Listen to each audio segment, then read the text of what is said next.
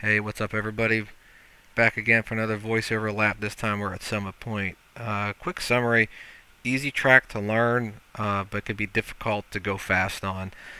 Here we're pausing because this is the most important corner on the track. It's turn 10. It's the last corner before the longest straightaway of the track, so that's definitely a pivotal factor there. Along this way, feel free to share with comments or questions any of your personal issues, anything that you may have around the track, and then maybe we can discuss it and learn together. So let's get going. Alright, so right off the bat you can tell it's absolutely critical to hit your apex in 10 and get that solid drive. Notice how to use all the curbing to the outside of the track to head on the straight. Here Yank's going to come up to the inside of me. This is during one of our sprint races. I V'd this corner out a little bit. I turned in a little earlier than I normally would. Honestly, as part of the racecraft, to try to pinch him off and force him to brake a little bit. Not my ideal line, but it is what it is.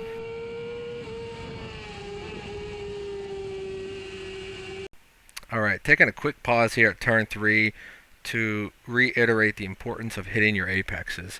For those that have turned laps around this track, you know that as soon as we crest turn 3, we head up the top of the hill here, the track kind of comes away from you from the right side, and there's a pronounced right angle where the track just kind of stops. When you're riding at speed, you'll notice that the bike will drift out towards that part, and then when the track cuts back in from the left before you head down the hill into turn 4, you're going from edge of the track, right?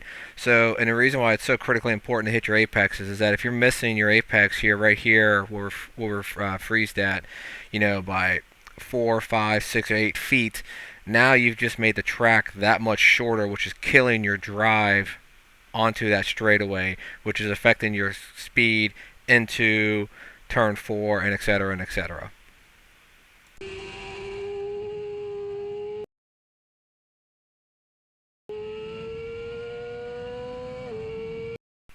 Alright, so like we talked about, we're coming out of 3, we're all the way on the right side of the track, driving down, we're shifting up a gear, and now we're at the top of the hill, we're getting ready to enter in turn 4.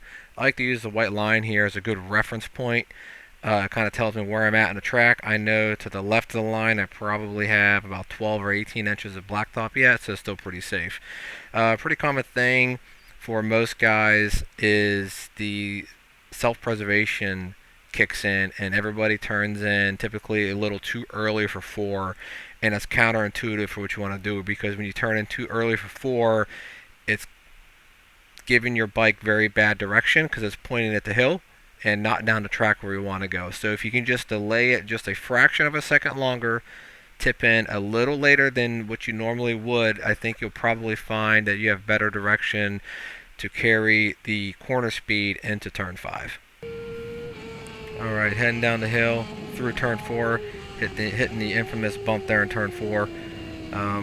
Hard braking here into turn 5. You want to keep what momentum you have. Hard on the gas and try to maintain momentum through 6 here. And we're heading up on the second most important part of the track right here. Okay, so this part of the track is super important because where you're at here and the line that you take will dictate the amount of speed that you're able to carry through turn 7, 8, and ultimately 9.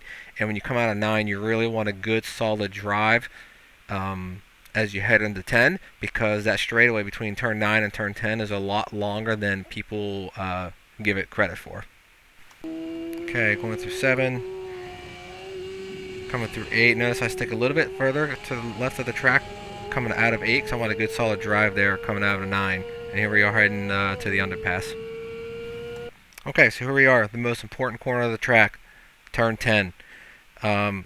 Very important for 2 main reasons. One, you want to maintain as much speed coming out of 9 as you can. Additionally, you don't want to overslow it because that's going to kill your drive going onto the front straight. Big key takeaways: stay as far left of the track as you can upon entry to try and open up turn 10 as much as you can, and of course hit your apex. Okay, from here we're going to ensure that we just hit our apex and use all the track that we can on exit. So if we're not hitting that curbing on the exit, we know we're not going fast enough. Other than that, Let's run it up through the gears. We'll see the lap time, and that's it, folks.